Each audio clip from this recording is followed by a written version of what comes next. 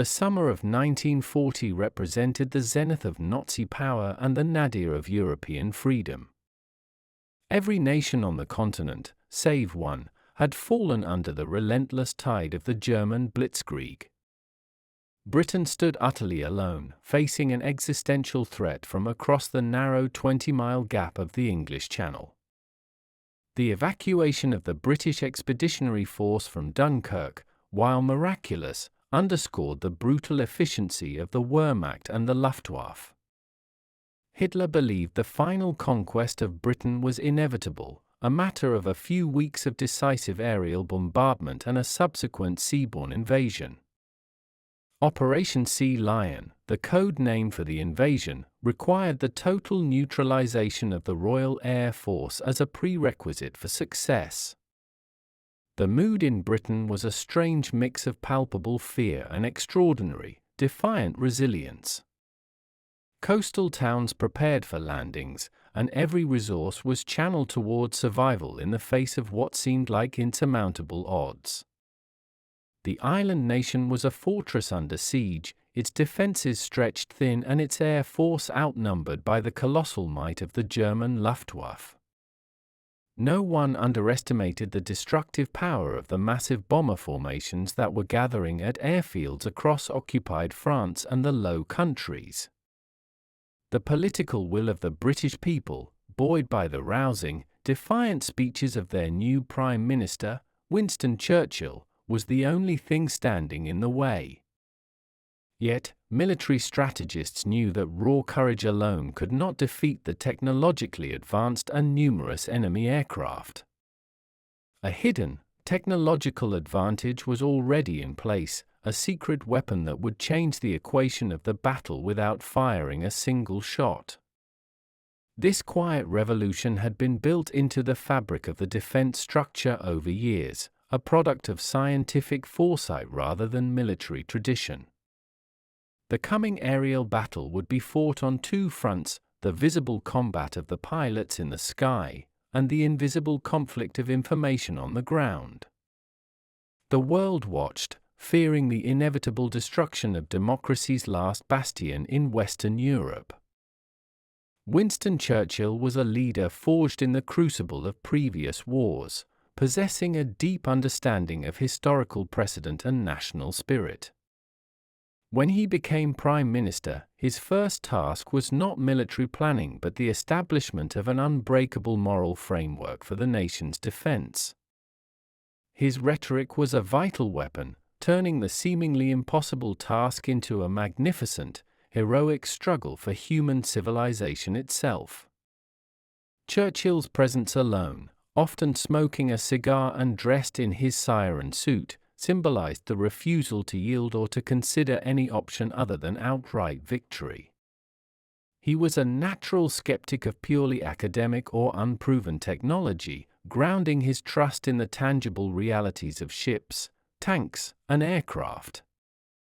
Therefore, his initial assessment of the relatively abstract concept of radiolocation, or radar, was one of cautious, pragmatic acceptance rather than outright enthusiasm. He had listened to the scientific advisors who argued for its strategic importance during the pre-war period, allowing the crucial funding and infrastructure to proceed. This singular decision, to trust the counsel of a few scientists in a time of national austerity, proved to be one of the most critical he ever made. The Prime Minister's faith was about to be rigorously tested as the full weight of the Luftwaffe was brought to bear against the small, resilient island. Every day brought news of mounting losses, both of pilots and aircraft, leading to immense political pressure to question the entire defense strategy. Churchill stood by Air Chief Marshal Sir Hugh Dowding, the architect of the integrated air defense system, despite mounting criticism from within the ranks of the Air Force. He understood that stability in command was necessary for the complex, technical defense system to function correctly and without disruptive interference. His leadership was the crucial political shield that allowed the scientific and military personnel to focus entirely on the imminent task of defending the skies. He demanded facts, seeking the clearest, most undeniable proof that the immense effort and expenditure on this new technology were truly paying off. The battle would soon provide that proof, not in the form of a theoretical paper, but in the harsh, undeniable accounting of successful enemy interceptions. The technology known as radar had been painstakingly developed in the years leading up to the war by a dedicated team led by Sir Robert Watson Watt. Its underlying principle was simple: a powerful radio transmitter sends out pulses, and any intervening object, such as an aircraft, reflects a tiny fraction of that energy back to a receiver. By measuring the time delay between transmission and reception, the system could precisely calculate the distance, or range, to the target. The British deployed a crucial network of massive antenna towers along the coastline, known as chain home, creating an almost unbroken electronic barrier. This system provided the crucial element of early warning, detecting incoming aircraft formations while they were still hundreds of miles away over the sea.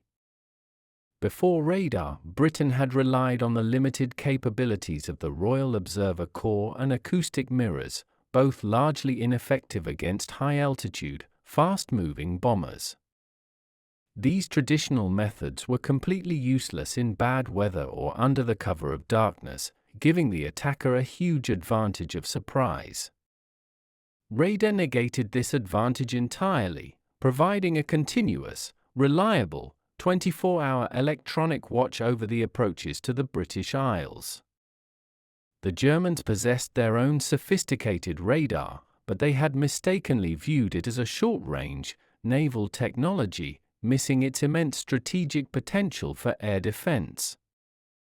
This fundamental misunderstanding of the technology's application would be one of the critical determining factors of the entire aerial conflict. The information gathered by the chain home stations was the raw material for the defense, instantly sent via secure landlines to the central operations centers. It was a silent revolution, a weapon that could not fire shells but could see through darkness, fog, and distance with an unparalleled clarity.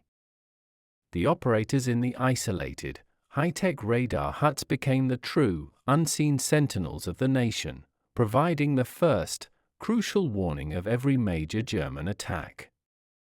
The entire fate of Britain hinged on the reliability of a small, moving blip of light on a cathode ray tube. Air Chief Marshal Sir Hugh Dowding, the Commander-in-Chief of RAF Fighter Command, was the man responsible for translating the abstract data of radar into a working military defense. His great contribution was not the invention of the technology but the creation of a sophisticated, integrated command and control network known universally as the Dowding system. This network was a masterpiece of organizational and communications logistics, connecting the outer ring of radar sites to the inner circle of fighter airfields. The raw data from the chain home stations flowed first into a central filter room, where human operators distinguished genuine aircraft from atmospheric clutter and coordinated conflicting reports. This refined, accurate information was then relayed to the massive, sunken operations rooms, the nerve centers of the entire defense structure. Here, young women of the Women's Auxiliary Air Force, the WAF, used long rakes to move markers across enormous plotting tables displaying the map of southern England in real time. These markers, often colored red for enemy and blue for friendly, provided the air controllers with a constantly updating, clear visual picture of the entire aerial battle.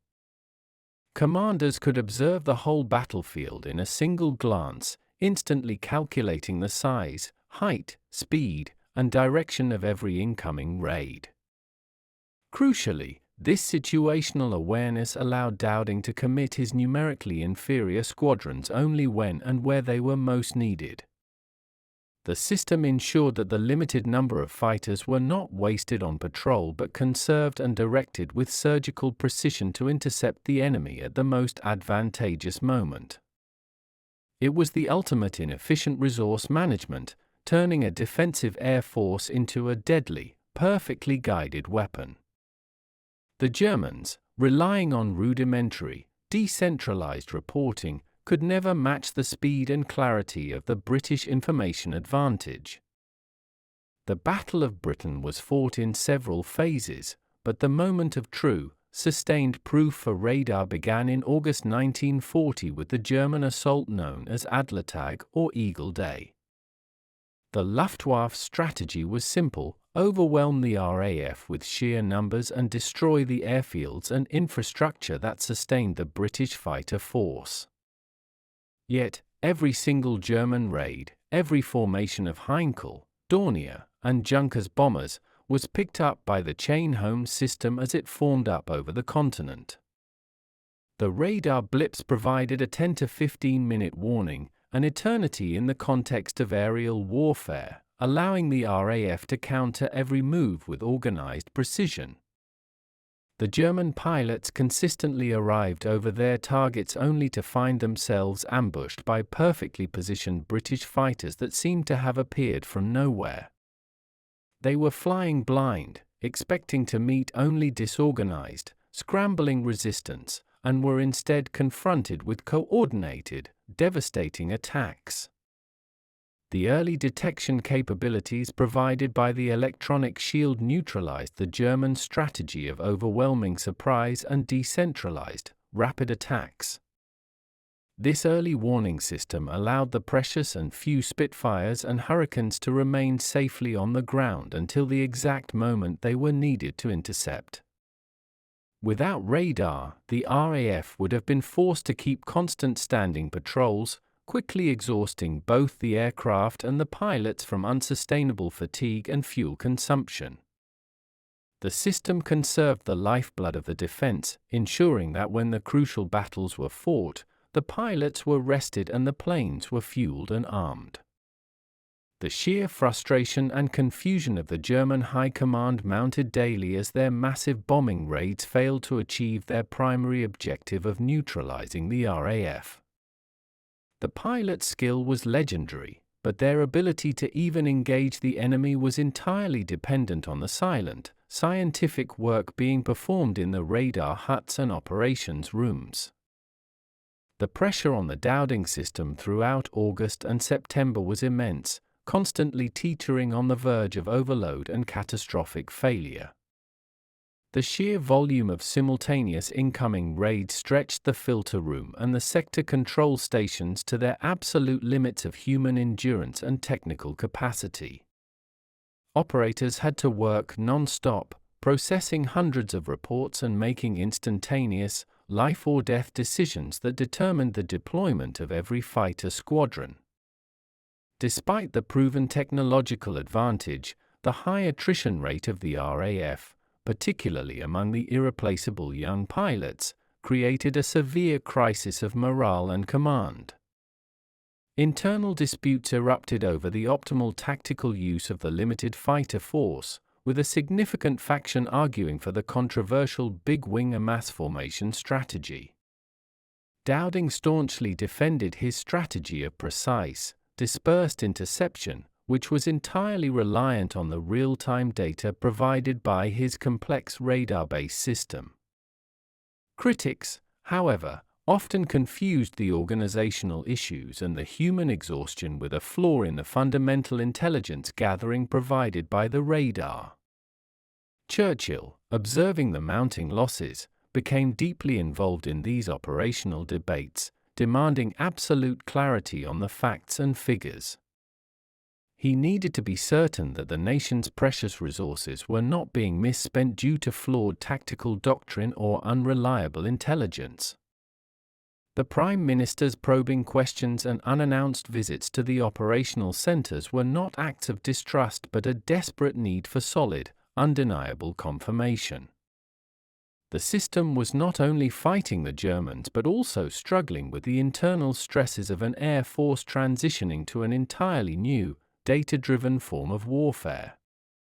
The fact that the system continued to function flawlessly under this dual pressure is a testament to the dedication of every controller, plotter, and operator involved.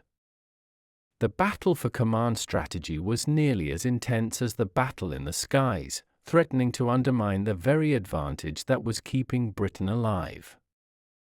The effectiveness of radar can be distilled down to the moments of perfect interception, where British aircraft were vectored flawlessly to meet their enemy targets. A sequence would begin with the distant electronic echo on the chain home display, signaling an incoming raid of unknown size and intention. That signal was swiftly relayed to the filter room, where its size, speed, and height were calculated and confirmed with remarkable accuracy. The information was instantly passed to the operations room, where a WAF plotter moved a red marker across the large map, showing the raid's trajectory. The sector controller, often a young, calm officer, would issue the concise, vital orders by radio to the ground crews and the waiting pilots at the nearest airfields. Pilots were scrambled with precise instructions on the altitude and heading they needed to achieve to meet the incoming German bomber force.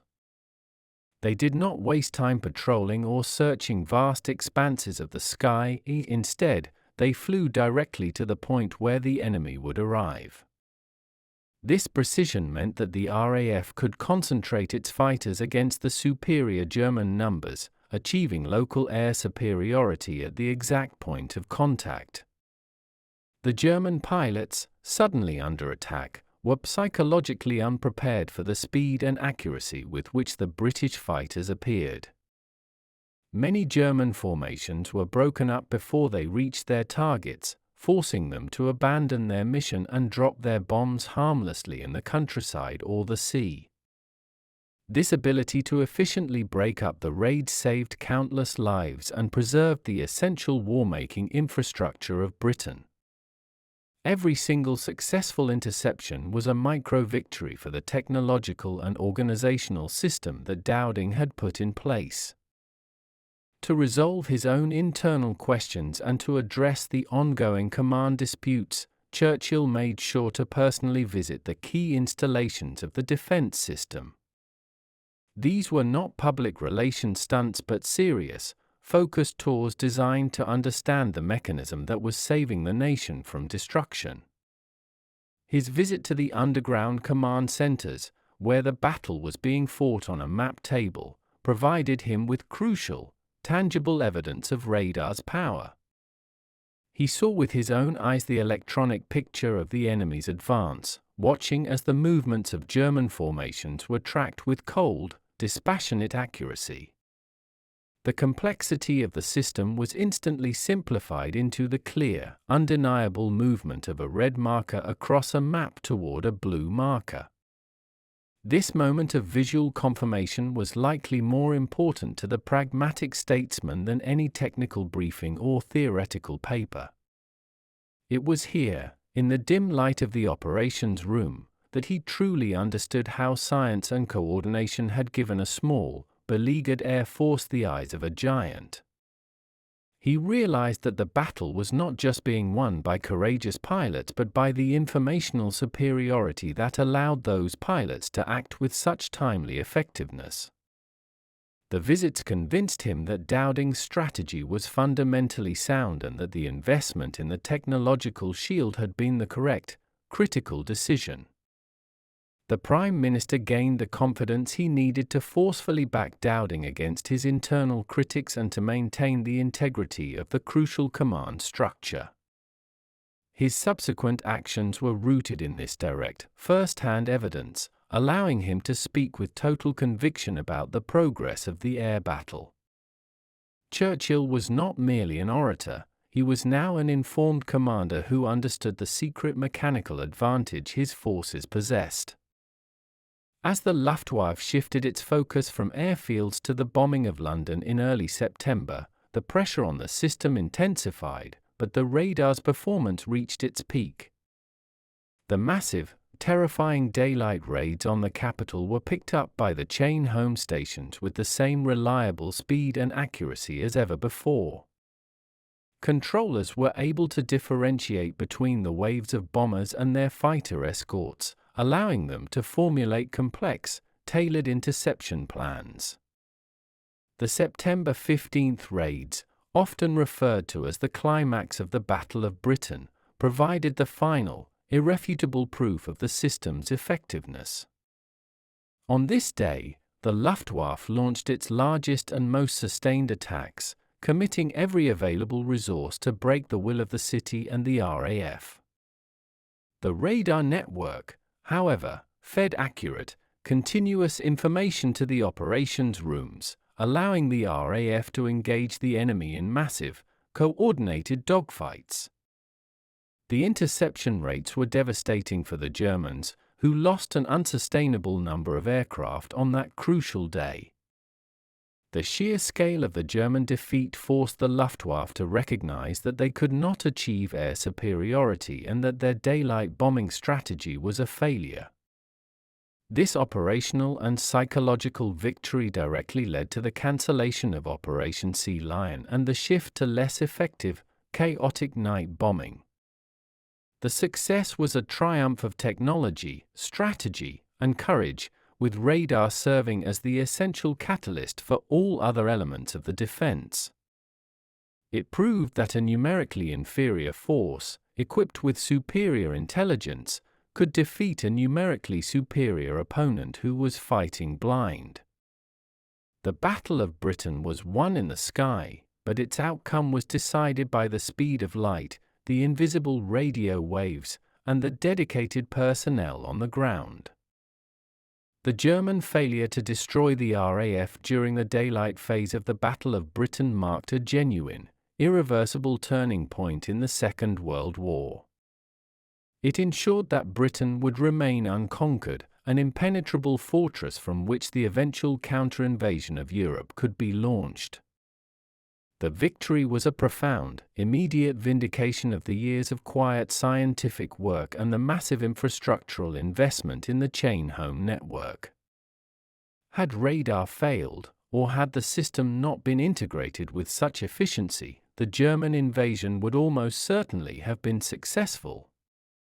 The relatively small number of fighter pilots achieved an impossible task primarily because their movements were guided by the accurate, timely eyes of the electronic shield. The victory was subtle, relying not on a single dramatic event, but on the accumulation of thousands of perfectly timed interceptions over a protracted period of time. It was a victory of efficiency, where the few resources of the defenders were used with the utmost economy against the prodigious resources of the attackers. The Germans, stunned by their losses, never fully grasped the extent of the British informational advantage, often blaming their failures on weather or poor pilot performance. The world witnessed a miracle, not fully understanding that the miracle was, in large part, a function of advanced physics and engineering. The long-term strategic implications of this turning point were immense, ensuring that the war would continue and eventually be fought on Allied terms. Britain's refusal to fall became the essential psychological and logistical fulcrum around which the entire Allied effort would eventually revolve. The quiet, almost unremarked triumph of a scientific concept was truly the hinge upon which the history of the free world pivoted. Winston Churchill was a master of political timing, understanding exactly when and how to articulate the immense emotions and sacrifices of his people. His famous speech, delivered to the House of Commons on August 20, 1940, came at a time when the Battle of Britain was raging, but the tide was beginning to turn. He spoke with his customary power about the desperate, immense struggle unfolding over the coasts and cities of the island nation. His words acknowledged the human cost and the incredible courage required to engage in dogfights against numerically superior enemy forces. The quote, "Never in the field of human conflict was so much owed by so many to so few," was a perfect encapsulation of the national debt to the fighter pilots. The few were the Royal Air Force pilots, whose individual acts of heroism ensured the survival of the nation and the preservation of its democracy. The so many were the citizens of Britain, the Empire, and indeed, all free people whose future hung in the balance of the air battle. While the quote itself does not mention radar, it provides the undeniable historical context that explains why the few were so successful. The pilots were the deadly tip of the spear, but the radar system was the unmentioned, powerful hand that guided that spear with perfect accuracy. Churchill was paying tribute to the effect, the extraordinary outcome of the battle, which was ultimately enabled by the unseen electronic defense. His words became the emotional anchor for the entire campaign, elevating the fighter pilots to legendary status for their impossible achievement. The quote is the moral summary of the Battle of Britain, a battle that would not have been winnable without the prior, quiet victory of British science. The undeniable proof of radar's effectiveness in 1940 led to its immediate, widespread adoption and rapid development across all Allied forces. The technology was quickly miniaturized and adapted for use in night fighters, guiding them to enemy bombers in the total darkness of the Blitz. It was deployed at sea, becoming a critical tool for detecting U-boats and guiding naval forces across the vast, open ocean. The subsequent development of the cavity magnetron, which allowed for much smaller, more powerful radar sets, completely revolutionized airborne detection. This magnetron technology, another secret British invention, was shared with the Americans and became a key factor in the eventual victory over Axis forces worldwide. The principles established by the chain-home network became the foundation for all modern military and civilian air traffic control systems globally. Every flight that takes off or lands today is a direct descendant of the early, flickering blips observed by the WAF operators in the 1940s. The initial success of radar demonstrated the profound strategic power that can be derived from investing in scientific research and advanced technology. It taught the world that a war fought with superior information could overcome an enemy possessing superior numbers and aggression. The Churchill quote and the victory of the Battle of Britain are an enduring symbol of resistance, but they are also a quiet monument to the brilliance of British scientists. The legacy of the blip is the lasting knowledge that the invisible waves of the electromagnetic spectrum can be harnessed to change the course of human history. It is a powerful reminder that the fight for freedom is often won not just by courage and sacrifice, but by foresight, organization, and the triumph of the human intellect.